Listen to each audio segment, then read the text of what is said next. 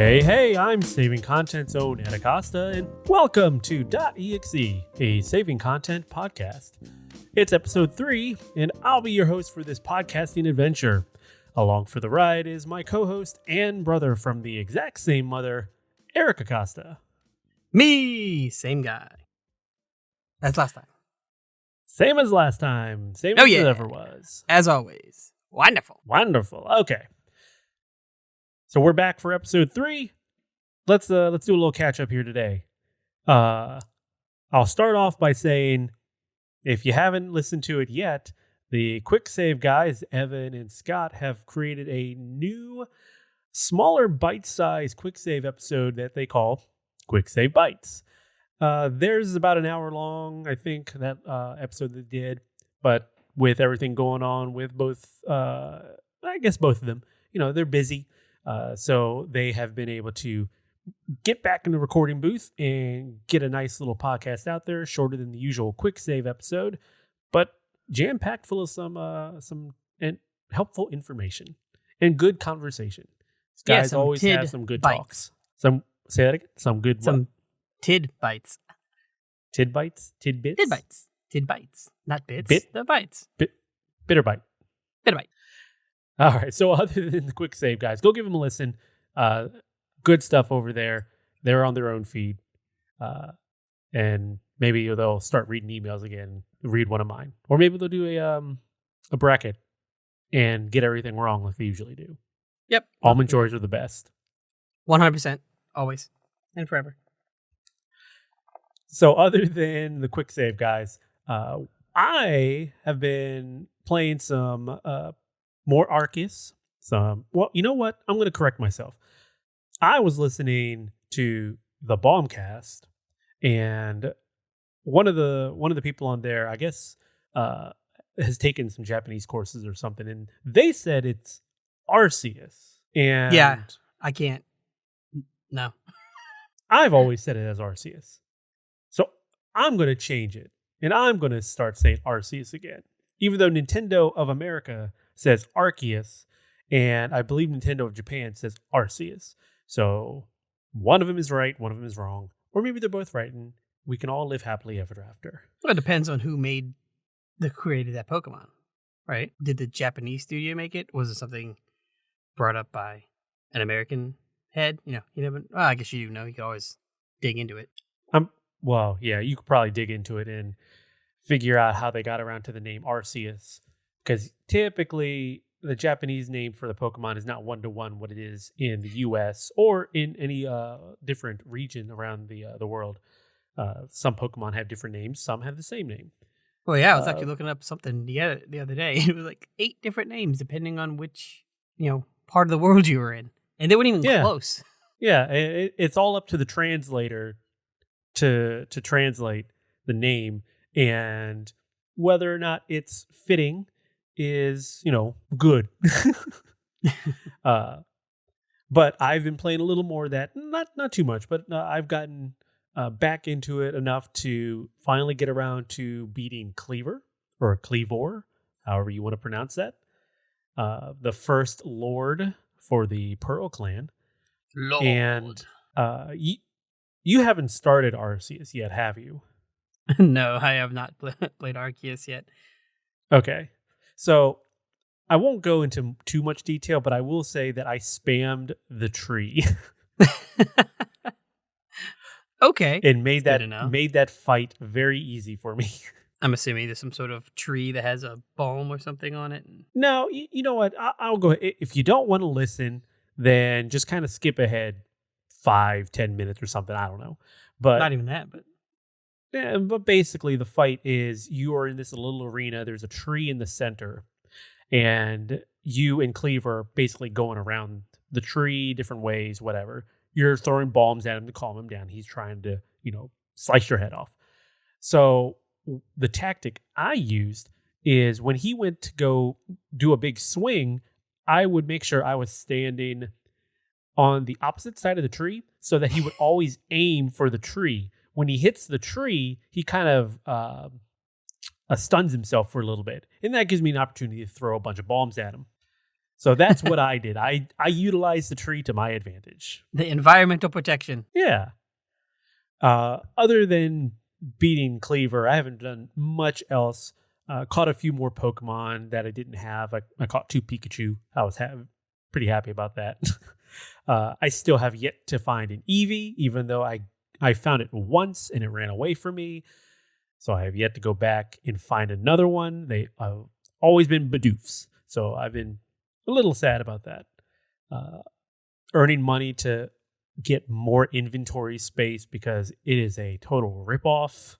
How they increase the price exponentially every time. Right? They Tom Nooked it. Yeah. That guy's name might as well be Tom. Right. But you haven't been playing Arceus, but you have been playing some more Pokemon. What have you been playing?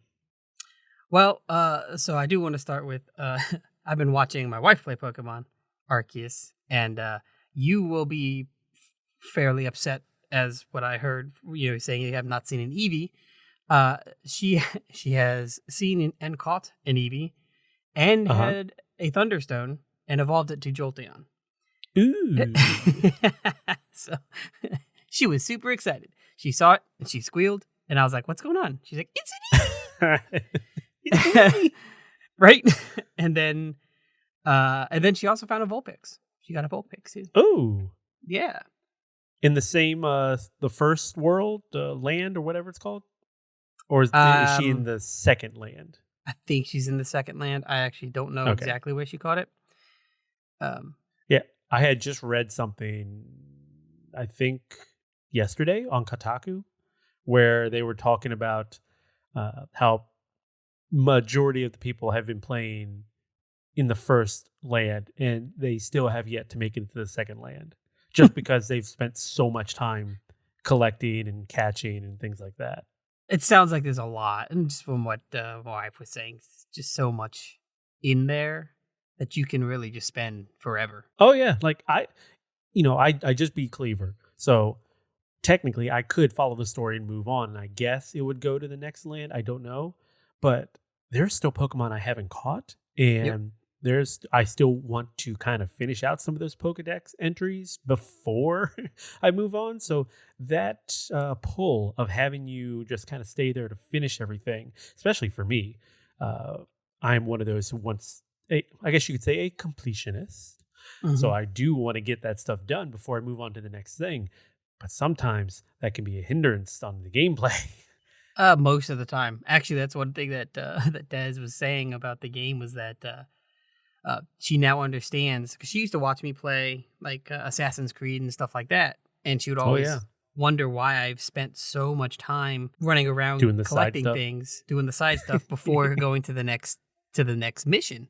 And she would always ask me, and I'm like, I'm just making sure I got everything. I need to get everything before I move on. And she told me the other day, she's like, I understand now. It makes sense now. I don't want to miss anything. Right. And, most games nowadays don't end up being like missable when it comes to that content, because they understand people are, kind of trying to wipe everything clean before they move on. But there are still a few here or there that are like, okay, well, if you don't do this, you got to start the game over. Right. So it's one of those, you prepare by just go ahead and do it all. You do the slog before you possibly miss something. Oh, yeah. Yeah. Well, I mean, Halo Infinite did that, right? With the first 2 skulls. Yeah. Well, that's because that game, even though it was delayed, came in hot. Yeah. And they're supposed to be patching in story replayability. They're supposed to be patching in like co-op and things like that. So I imagine once that happens, then, it's not so bad. I missed the first skull, which is easy enough to go back and get, because then I could just start a new game, run through that level, get the skull, and then, I'm done. I can go back to my other game. And I think I may have missed one of the skulls on one of the last 2 stages, levels, whatever. So other than watching her play Arceus, you have been doing some more shiny hunting, I assume?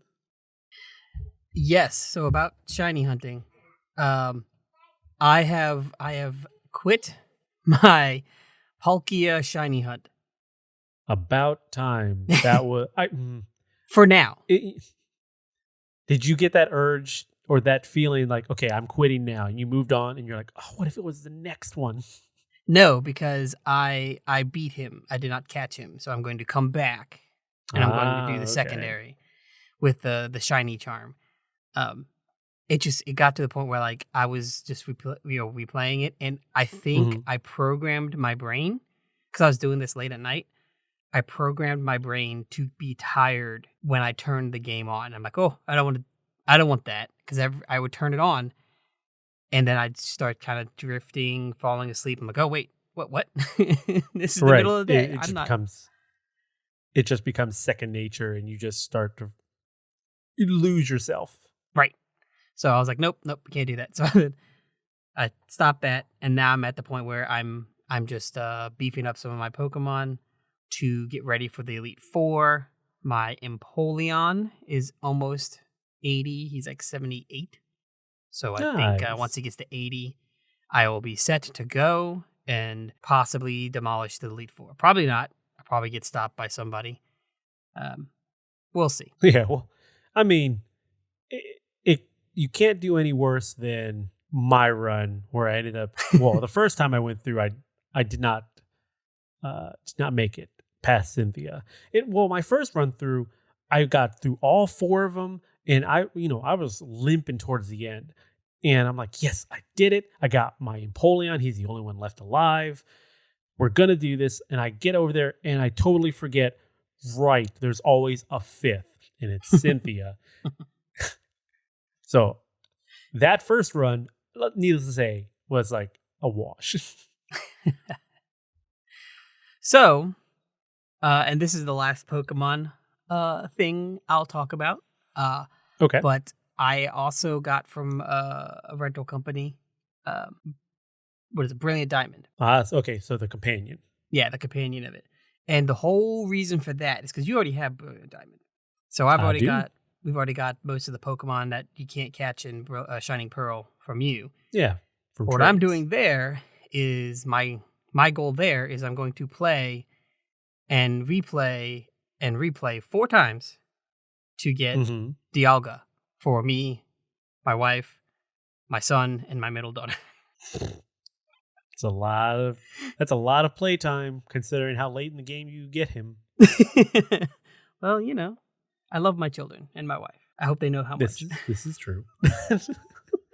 Yeah, you might be able. Well, no, I was going to say you might be able to use the same Pokemon by doing trades back and forth uh, for a majority of it, but the the o- the obeying might be an issue.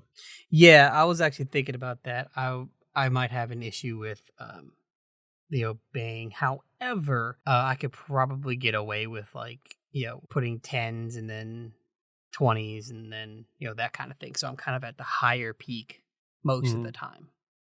You could probably build one team for each gym and just trade all those Pokemon back and forth. Right. That way, when you go to that gym, they're the right level where you can still control them, Right. uh, but you can use them and wipe the floor clean. Yeah. So this is not going to be as much grinding there, but it is a story slog. So, Yeah, but yeah. off of the Pokemon, we have So been playing. But before before, I just want to say before we get there, I just want to say that that is our required Pokemon talk. I'm sure Evan will now enjoy the rest of this podcast. yes. Well, we have to have that Pokemon stamp because he did imbue us with that title, The official Pokemon podcast title of Saving Content. the official unofficial, right? Yeah, official, unofficial. So if you've got Pokemon questions, send them our way. We We'll be have. sure to answer them. We'll be sure to answer them. I was gonna say I can't say we'll be correct in our answer, but we will certainly talk because I can do that. We'll have a discussion on the question. There you go. So All right. move on. We've been playing, as you know, but the audience doesn't. We've been playing GTA Online. Yes. Haha. We've gotten into GTA Online. That would be our cousin's fault. Yeah. Well, I mean, I had already played before, but I also never had really anybody to play online with. I played some with Scott here and there on the PlayStation 4, but after that, I kind of lost my footing. It was like, I don't want to play anymore. But then, yeah, our cousin, she was like, hey, I play. Hey, I got a free copy. Well, I'll play. Right, that same thing. I was like, I had a free copy from Epic. Sure, I'll hop on there. And it's just I tried it and I bounced off it very quickly just because, like you said, me and you are very similar in how we play those kind of games. I don't want to deal with other people. Period. Yeah. If I don't have to. Yeah. It's the other people that make the enjoyment bad. It's not so bad when you get into a room and everybody's kind of doing their own thing and they're not really attacking one another. Maybe you get like a shot here or there where they shoot you, but then they go off and do their whatever. It's the ones that come in and, well, modders for one. That's a bad time. But the other thing would be people who just come in to grief you. It's not fun. It takes all the fun away from the game. But the game is enjoyable when you can actually sit there and do your own thing. But Rockstar makes it so you have to play in a group with other people, in a server with other people, if you want to make money. Right. Or if you want to make good money and play the more fun aspects of the missions and stuff. Because you could certainly make money other ways by holding up, the convenience stores and doing those smaller one-off missions. But to do any kind of business stuff, I mean, you're making small amounts of money, but if you want to make actual money that's going to progress you and be able to get you to buy more things that can progress you even more, you have to be doing these other items and other missions in a server with a group. Right. And it's annoying. But so I have a GTA story. Yes, I asked you the other day what this story was, and you said, no. I'm going to save it for the podcast so I can tell you. Right. Because I want you. What is this story? Natural reaction. So it's not amazing, but it is like my realization that the keyboard and mouse are not for driving or flying or shooting. Sorry. Yeah. First person shooter is fine. Scrolling, side-scrolling platformers, that kind of thing, it's fine. It's not for GTA. Yeah, third-person shooter. Right. Just it's not for GTA. And my story is, I'm doing a bunker mission, right, which is where there's a bunker and I had to get supplies. And I was doing a selling mission. Okay. Was it a selling mission? Yes, it was a selling mission. So I was doing on the mission. I had 30 minutes. I had to deliver 5 packages, right? And I was being attacked and shot at, and I had missiles diving at me. I didn't have to deal with any griefers. I didn't have to deal with anybody in the lobby. I was actually in a server on my own, and I get all 4, and the 5th one, like almost always, is way out in the middle of nowhere. Not in the ocean, just in the middle of nowhere. Okay. So I'm coming in the helicopter, or plane, sorry. Coming in the plane, swoop in to drop off the package. And as I'm swooping in, the helicopter that was shooting me comes across from me like perpendicular. So I see them and I go, no, I'm going to hit you. That's no good. So I swerve. I guess you could swerve in a plane. I barrel up or tilt out of the way, not realizing the other helicopter was on the other side of me. Oh, no. So I avoided that one. And I mean, it was the funniest thing because I had did like a Top Gun, like, buzzing the tower.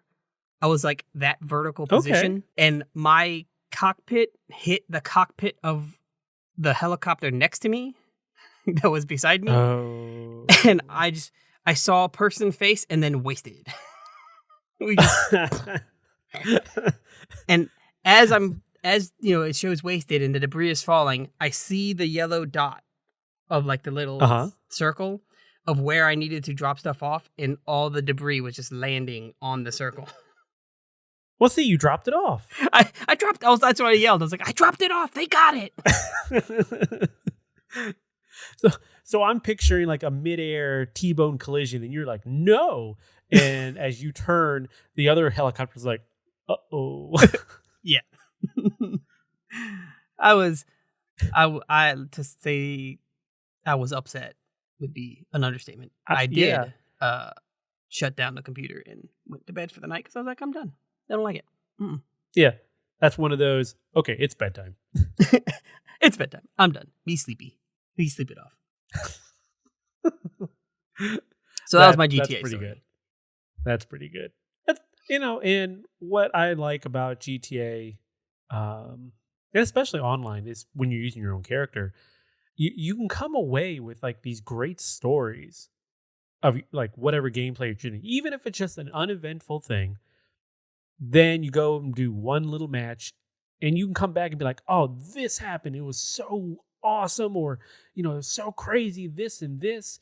But then you also get the opposite side, where it's like, I had such a bad time because this guy was doing this, and he comes in the server, and everybody starts blowing up. Yep. So I really wish GTA Online had some more in common with Red Dead Online, where they solved some of those issues with griefers and things like that, where you can, basically keep them from hurting you. Yeah, you have a defense. You have a more significant defense. Yeah. And they also solve some of the matchmaking problems with your friends, where in Red Dead Online, you can go to a mission and start the mission and bring your friends with you. They just come. In GTA, you go and then you have to invite your friends. And if you don't close the room off quick enough, it'll fill up. Yeah, with just random people, right? Yeah. So you would think, okay, if I'm a CEO or a motorcycle club president, something where you're basically quote unquote the host, and you have other people under you in your party, if you go do a mission, the expectation would be they're coming with me. Right. And if they don't want to come, then they can opt out. Right. There should always be the opt out, not opt in, if you're in a group. So, doing some of those online missions just become a pain in the butt if you don't have 4 people just to fill it up right away. Yeah. Well, and to go back to a step back on your whole, like, you can have these really cool online situations like I had. It's funny because a lot of times I hear developers and gamers in general also talking about how, like, multiplayer creates that, like, you get that story that you couldn't get from an NPC, because it's a person on the other end doing this amazing or just off the wall thing. And sure, I just proved that's not the case. It could still happen. And now, granted, some of it is my own stupidity on me not being able to fly a plane, but hey, it still happened, right? Yeah. No, I mean, you can still have an amazing story to tell from a single player game with no online functionality. I mean, open world games are just havens for that. Right. Well, they breed that, and that's what it allows for, right? It's a big thing. It allows you to play out a movie very much. Yeah. Like, you can make your own movie. Yeah, I mean, you can pretty much go out there, create your own story, create your own narrative, as if you were making your own movie. Now, we've said movie 3 or 4 times already, and that's because we're trying to segue into our topic for today. Hey-o. And our topic for today is going to focus around the problem with video game movies. And I guess more specifically, why they haven't been more hits than misses. So I don't know, how do you want to start this one? I mean, I got a lot of I got a lot of hot takes. I don't know if you want to start it with like something less aggressive than what I'm probably gonna I go. don't know. Well, how about we do this? How about Halo's trailer just came out, and I do have some thoughts on that. So why don't we talk a little bit about the Halo trailer? Yeah. If you haven't seen it, go watch it. Then you can come back, listen to us, or listen to us as you're watching it. I don't know. There's not a lot of audio that you need to really listen to in it. I mean, other than you hear like familiar sayings, or you see Cortana say something or whatever. But you should at least understand where we're coming from with some of our takes, because my takes are not of the popular opinion, I guess you can say. So first off, with the Halo trailer, I like the look. I like seeing a live action Master Chief, the live action, or they might be CG. I don't know. I didn't really go frame by frame to see if the elites that were in the trailer were CG or Or if they were puppeted. yeah. I gotcha. I don't know. But Actually. I'm pretty sure the CG. but that looks good. I enjoyed that. I don't know if I like how they pretty much just focused on this one desert area in the trailer. That worried me. I'm like, ooh, I'm not seeing a whole lot of different areas. This looks a lot like it reminded me honestly of Monster Hunter. Like it looked like that same arena, kind of just dirt and desert.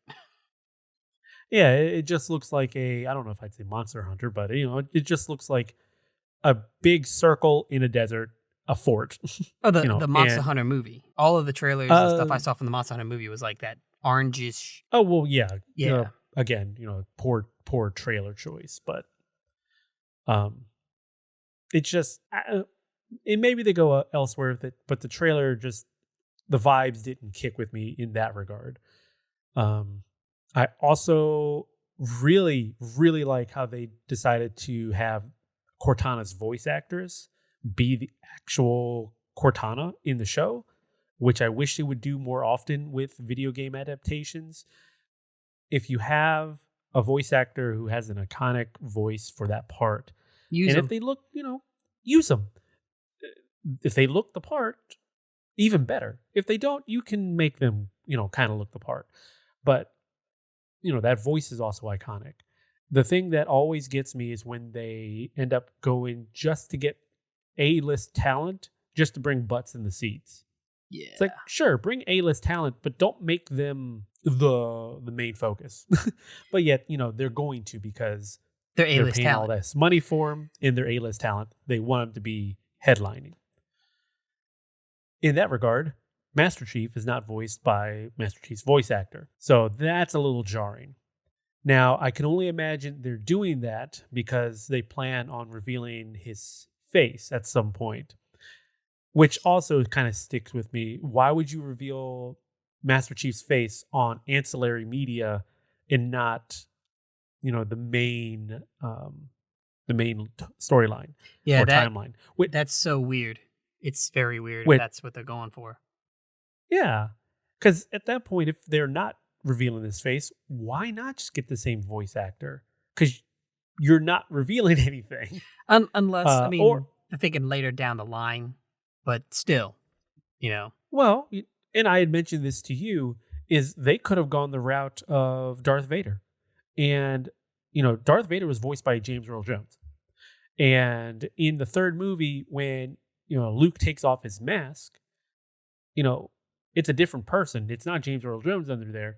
And when he speaks, it's not James Earl Jones's voice. So it could have been the same thing. When the mask is on, it sounds like Master Chief. When it's off, it sounds like whoever the actor is. People would have been fine. Technically, in the Halo game where you see Master Chief's eye, he takes his helmet off, and actually I think in the end of the first game, he takes his helmet off in the Pelican, right? His voice... Yeah. Still, there's a distinct. You could tell that it is his voice without the helmet on. Like it didn't change that drastically. Okay, so here's the other thing: This is not the same Halo timeline. This Right. is the silver timeline because, as Hollywood likes to do, they want to make it their own. They want to be able to, express themselves and tell stories outside of the medium, which fine, tell stories outside of the medium with other characters. Right. Don't bring in pre-established characters because when you do that, I expect a certain thing out of it. Well, that's my biggest hot take that a lot of people I've noticed don't like. That I say is that if I'm watching like the Assassin's Creed movie, I Mhm. want to go see the Assassin's Creed movie. I want to go see the movie of the game I played, not Yeah. the movie of what could have been in the world or is Yeah. side in the world or whatever. I wanted to see the exact same story. So the popular take amongst most people out there is they want a movie set in the world of the thing that they like, and they want it to tell a new story. They don't want it to retell the same thing that they've just that they've played, because then you could just go back and play the game and get the same story. But that's not the point. Right. The point is you're seeing this storytelling, this medium on a different screen, with just it kind of gives it some weight to it that I guess it's important, but just having that on the screen and being in a different format and just seeing it, like especially if it's going from CG to live action, Right. it's just so cool. But as Hollywood does, producers and directors, they want to put their own spin on it just so they can say that it's theirs. So things change. Creative And licensing. Creative licensing. So here's what I expect from a video game movie. Let's take Halo, I guess. We'll take Halo, for example. I want one-to-one story. So the game opens up with this, the movie opens up with the exact same thing, just in live action. Right. I want the same dialogue, and I want the same framing as best as they can. Obviously, same voice actors, if they can do so. Again, Hollywood beats Hollywood. But that's what I'm looking for. I don't care that I can go back to the game and just play it again for the story. Again, that's not the point. I want to see it in live action, and I want to see that stuff done really well. Right. Like So, for you me, get it's point to. yeah. Hang on here. So for me, it's that same thought process, right? But the reason I want to see it exactly the same is because I want to be taken on the journey instead of being interactive with the journey. Sure. I mean, you want to be able to. It's like, I remember this, but look how much better it looks now. Mhm. And so, the thing that I think about is, you follow those story arcs, you follow that story, and you don't have to be like, you don't have to go cutscene, then show like this weird movie like Doom first person gameplay, and then go back to cutscene. What I expect is during the parts where there is like gameplay, then you can take your creative license. Just stay within, what's happening. Wait, what's possible? Yeah. Yeah, so like with Halo, you're on the Pillar of Autumn. You get the little cutscene open up, and it follows the exact same thing, and then you get to the part where you would actually take control. Now your director can go in there and do all the framing he wants and do all the different shots that he wants, do any different action, whatever, but just as long as you're following the story beats. So by the time you're done your little section there, you better be on the next part where, Master Chief is getting that soldier into the pod. Right. That's what I want. I want to be able to watch what I know, but just done better. Right. Because what confuses me every time they've made a video game movie is that at the end of the day, a video game is just an interactive movie. If you take out the interaction it is essentially a movie, and it could be Yeah. as such. So what is the reasoning aside from vanity, right, to change the story? To Well, me is no reason aside from I'm the director and I need to put my spin on it. So people know that yeah. it was me. So some people would argue that there's just not enough story or narrative in a video game to carry it. And the thing that they always bring up as example is like Mario or Sonic or, something that didn't really build on story at first. Because they're They ignorant. tend to Sorry, they're 'cause they ignorant of the tend to fact. yeah, they tend to forget that most modern games now have a story. They have a team of story writers to create this narrative around, whatever it is. And a lot of these new games are, they have sequels. They have extended stories. They have Continuations, DLC yeah. to. So the stuff is there. It's honestly no different than adapting a book, except with a book, you do get a little creative license because there's no visual. You're only going by what the author is presenting you. Right. And, honestly, some of the best movies are the ones that stick pretty close to the book. Well, so I got a bunch of the Assassin's Creed books, right? Mm-hmm. And the first few that I read, I loved because, and my wife could contest to this. I would be reading and I'd go, that's what he says in the game. He says that exact lines in the game. Like, I'm over here geeking out because I'm like, they wrote the exact same script into the book. They just added some stuff around it for, to bring that visual. But I'm like, yeah, to give it more depth. Right. I'm like, that's what they said. I was super excited about that. But other people, a lot of times, would be like, well, you're going to get more in the book. And they don't have to, the video game was an outline. And then we'll just add more to the book. I'm like, but I don't want that. Honestly, I don't care about your perspective. Yeah. Director, writer, I don't care. I mean, what have been some of the best video game movies to come out? I guess it also depends on what you consider best, like quality wise or sales wise. So like, I think Detective Pikachu was a really good adaptation. Uh-huh. I liked it. Now that one only had the one game to go off of, and I never played that one, so I can't vouch for how close it stuck to the material. But it was a good movie and was done very well. But the other thing is, like, all the characters, they look how they're supposed to look. Yeah. They're just kind of a little a bit more a little lifelike. creepier. Yeah. That what was it? So, Greninja, is that what it is? Greninja has his tongue wrapped. That was that was a little awkward. Ditto is always creepy. Yeah. But they stuck as close as they could to the lore of Pokemon. And even with Mewtwo, they stuck to his backstory pretty darn close to what it was in I think the first movie even. Yep. So, it was good.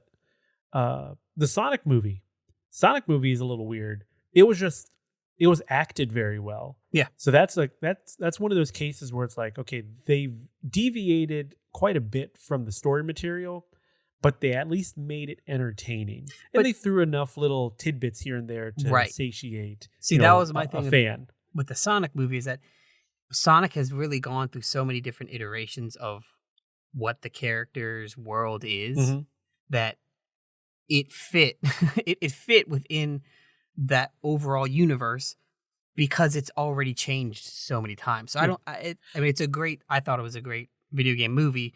I don't think it really is a good representation of the topic per se, because it doesn't it doesn't really follow. But in the opposite end, it does what it goes out what it does what it sets out to do very well, because there isn't much narrative in those older games like Sonic.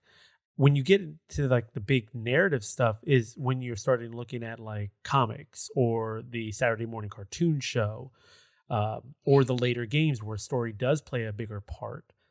Right. But they're basing this off of like original Sonic, and they're kind of taking some creative license.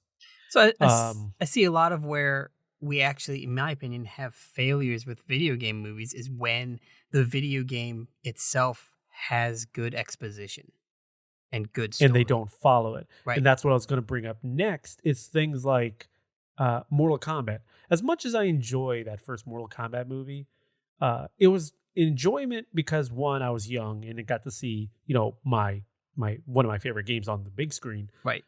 But two, it is just it's bad. It's campy. It's campy. It's fun and good because it's campy. It's that like the Street Fighter movie. I don't like Street Fighter. A lot of people hated that movie, but they've hated it so much it now has become a campy like watch how horrible this is. That's why this is great. It's not a good movie. I don't know if I don't know if I agree with that sentiment in that it's so bad it's great. I think it's so bad it's bad. It's not like Mortal Kombat where it's bad, but it's entertaining because hey, this is all campy fun. I think the thing with the Street Fighter movie is you have the actor Al Ghul, or I can't remember his name, who plays M. Bison. Oh, he steals the show. That dude, yeah, he's awesome. He's really good at that. But that's it. Everything else is like, this is terrible. I didn't mind. But it's a bad movie, and it is not very close at all to the story of Street Fighter. It is how so light it is. drastic. Yeah, it's so drastically different. And like, but that's also because it's fun. Yeah, but the Street Fighter movie had a thing against it because it wasn't actually supposed to be a Street Fighter movie. It was supposed to be something else, and they adapted it into a Street Fighter movie. Right. But Mortal Kombat did that. The Assassin's Creed movie, that one messed it up.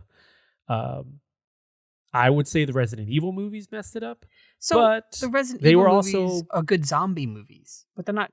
It's not a good representation of the game. Right. They focused on this new character outside of the lore of Resident Evil, and that kind of saved them a little bit because then they're only introducing characters from the game as like guest spots here and there, Easter egg things. But yeah.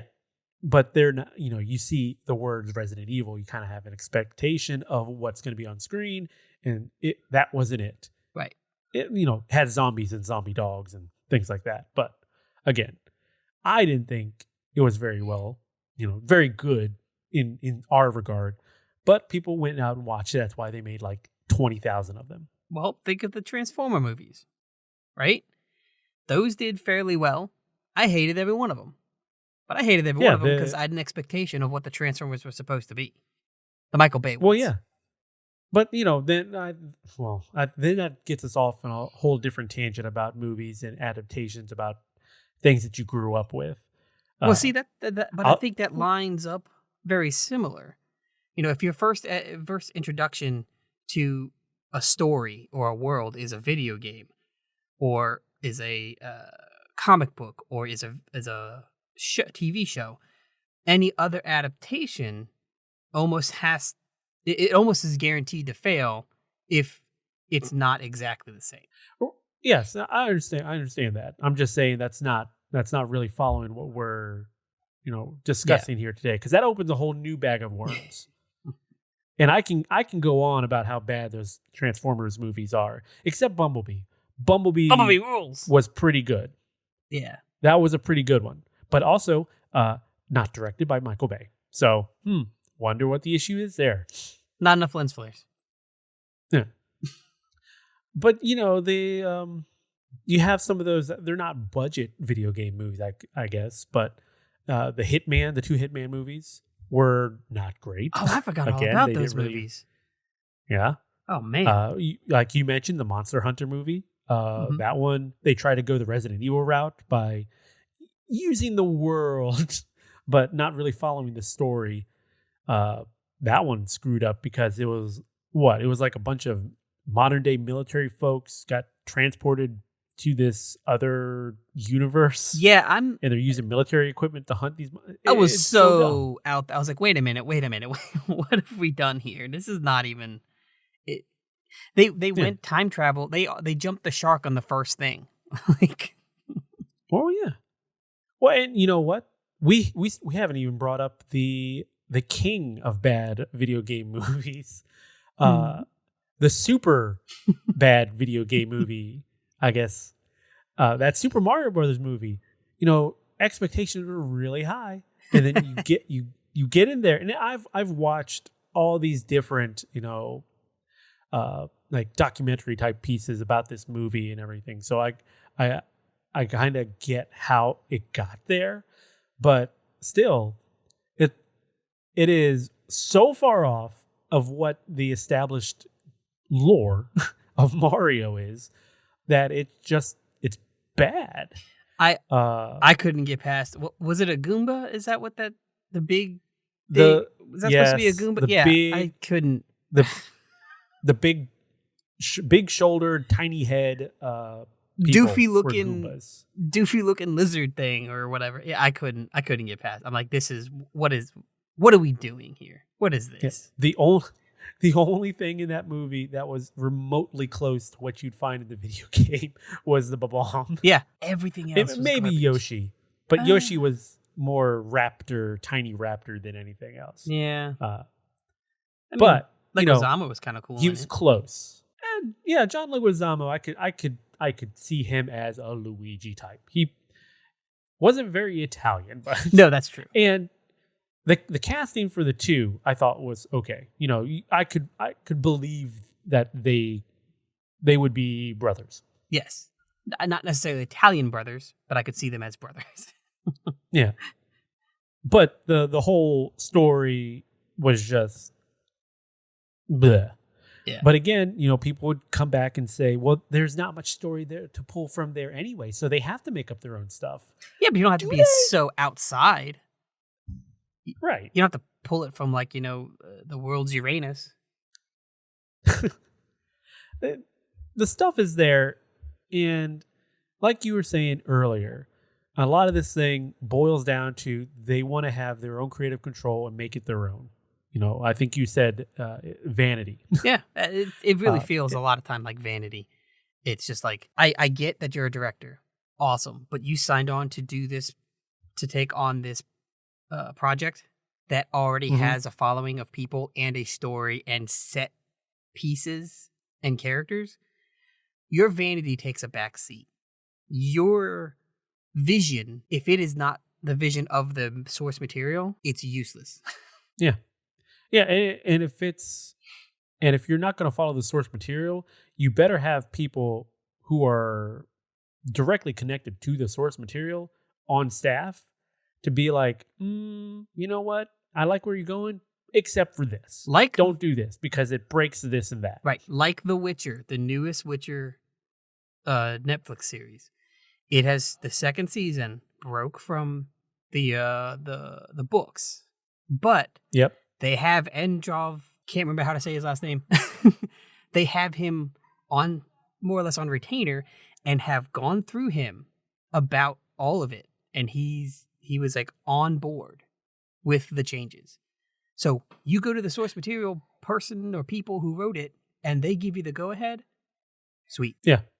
I find that The Witcher is interesting because the look of The Witcher is very much like it comes out of the video game. Right. But the story is from like the books, right? Yes, the books. Yeah. And now granted, CD Projekt Red's version of The Witcher, The Witcher 3, has been, it was that like untold story part where it wasn't really told in the books. There's a lot of timeline differences and things.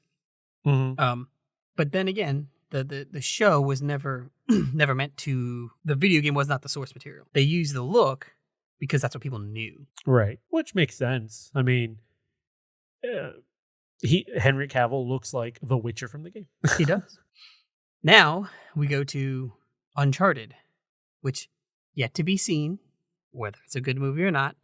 I love Tom Holland, but you look at the trailer, I worry. So yeah, it's very worrisome. The casting is really strange. It is. I can see where they are getting the story. They're pulling from 3 a little bit. I'm guessing, and it's just like I don't think that's the way they should have gone. I can understand why they want to use Tom Holland, because if the movie is successful, he can grow into the role and become like an Indiana Jones type, Right. where he's the person playing. But then I think they needed to have done before the first Uncharted, a much younger version of Drake. Well, no, this is the younger version. It is a young version. Like but what I'm sorry, the story. No, the story comes from a younger version of the Drake. What I'm saying is they shouldn't do that. They should have just gone with like the first story from the first game, established Drake as a character, that age, and then you bring back later on in like a 3rd or 4th movie a Tom Holland type, and he's playing the young Drake. Like a James Bond Jr. type. I see.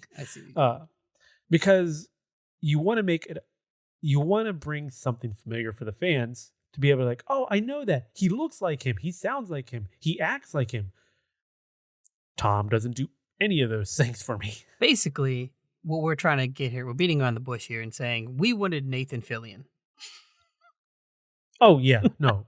I think the problem there is he's too old now. He probably aged out of the role. Yeah, he aged. But if they would have made this, a little further back, yeah. Well, when they first intended to Drake. When they first intended to make it, he was still within. He was aging out, but he was still within that realm, and it could have worked. A 1 to 2 series, and we know how good Sony is with having multiple movies.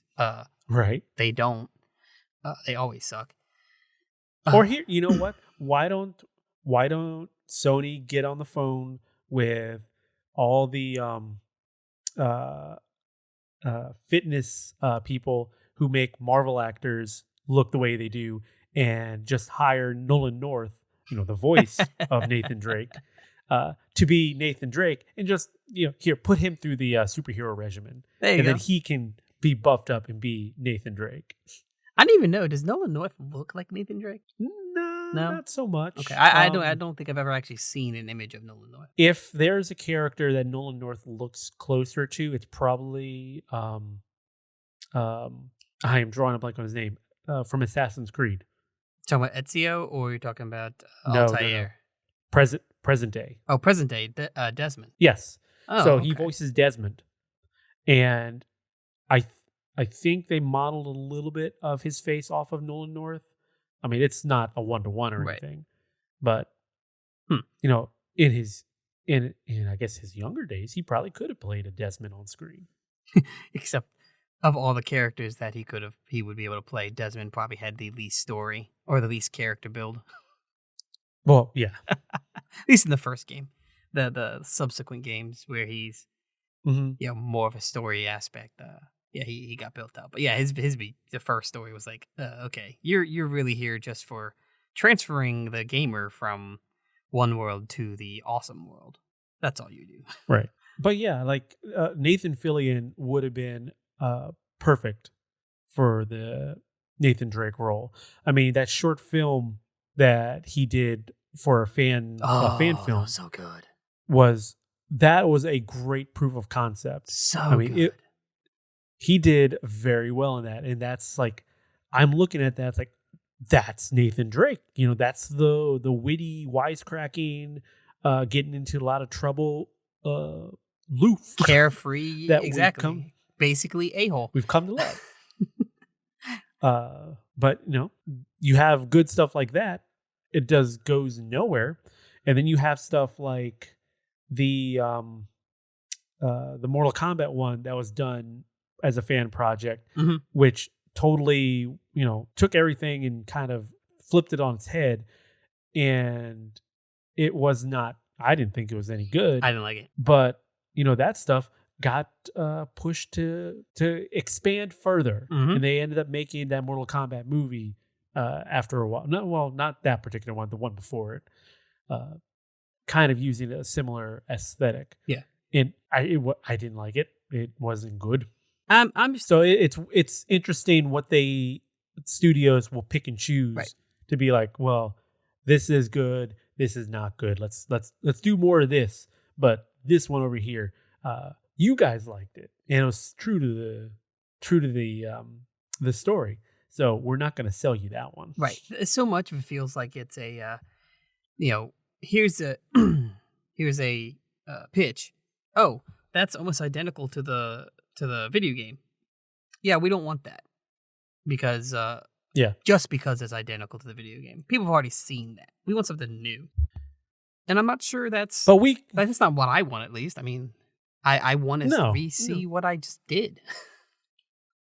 Yeah, I just want to see, the story as told to me on the big screen with bigger budget, better acting, or good acting, and just in a different medium. Right. And the other thing would be you can take that story and you can show, people around you, friends, family, why you're so into something.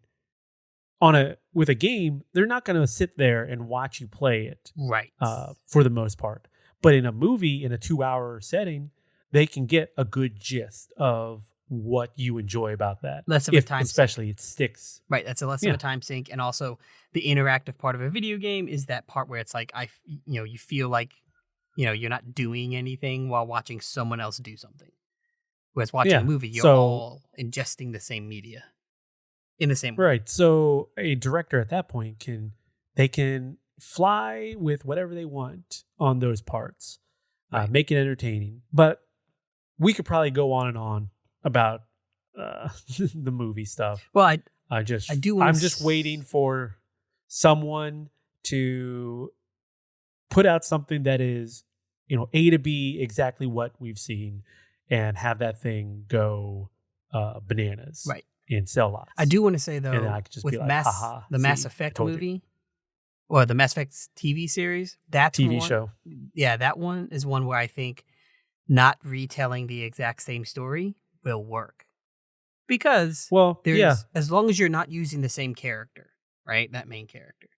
And you're telling either a different story from the same universe at the same time in a different perspective, or you're telling a before or after the character kind of situation.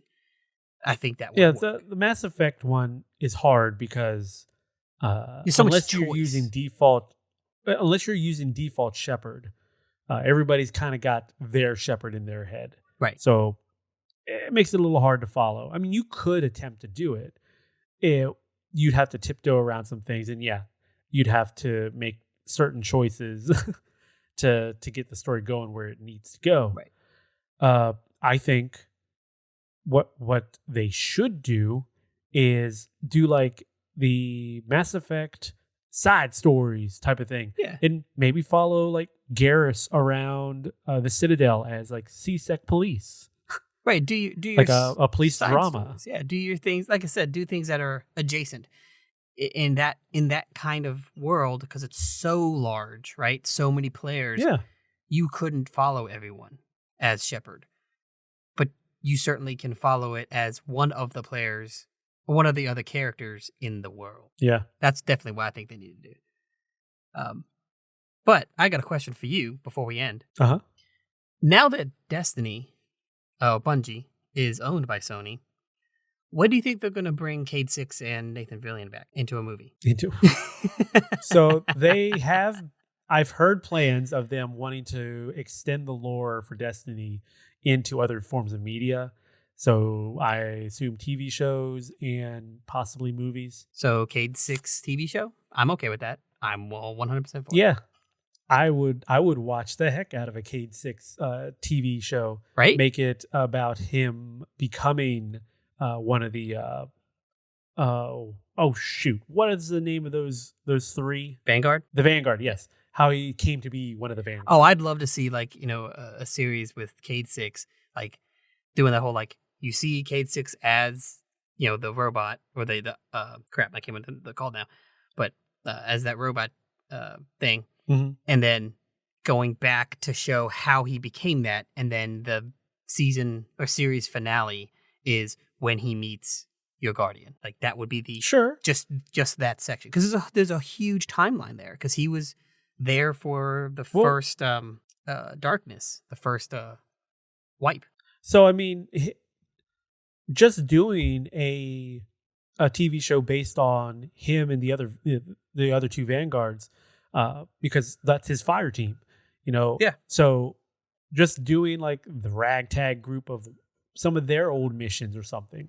I'm sure there's stories within some grimoire cards somewhere that explain some of this stuff. My name is Bife. Just my name is Bife. Yeah, Everything. that's.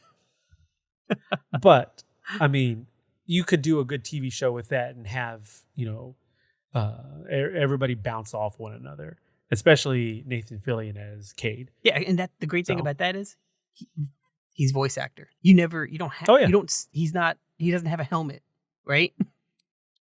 He is Right. the robot. So it works out very well. Right. Or I think it would. All right. I think we're good. We've complained We enough. got a lot. We've complained enough, and everybody heard our rants. Oh, So I want to hang thank on one you second. all. okay, I'm off my soapbox now. We're good. Great. Okay, safely off your soapbox. I don't want to fall. All right. Well, I want to thank you all for joining us today. If you enjoyed our conversation, head on over to the Quick Save podcast and give them a listen for more in-depth discussions as well. Also, be sure to visit savingcontent.com for the latest news and reviews. This week, we've got my Maono. I don't actually know how to pronounce that. Maono mic review. It's the mic that I'm using right now. And it's a really good mic for the price. It's like $70 and it sounds really great. Comes with a pop screen, little anti shock mount. It's a good deal. Go out and give it a listen on some like video reviews on YouTube if you want. If you're in the market for a new mic, or if you're looking for a backup or something, or just one you can take on the road with you, this is not a bad option. Scott has done 2 reviews this week. He's got Ollie World up, and he's got Dying Light 2. And then Harry Harrison has got a review up for Sifu. So all good reviews, by the way. So give them a read, share them with everybody, let them know that they should go out and check those games out. If you have any questions for us, or would like us to discuss a specific topic, reach out to us on Twitter @SavingContent, or we'll eventually have some sort of email. But for now, Twitter works, or just bug the guys over on QuickSave, and they'll answer your email until weekend, I guess. Maybe. Or they'll ignore it. Whatever. I'd hope they forward it to So us. they could do that. They're nice guys. Which, again, go listen to QuickSave Bites. It's a good episode this week. So be sure to subscribe to us in your podcast feed of choice, and check out the podcast on Saving Content YouTube channel if you prefer to listen to us that way.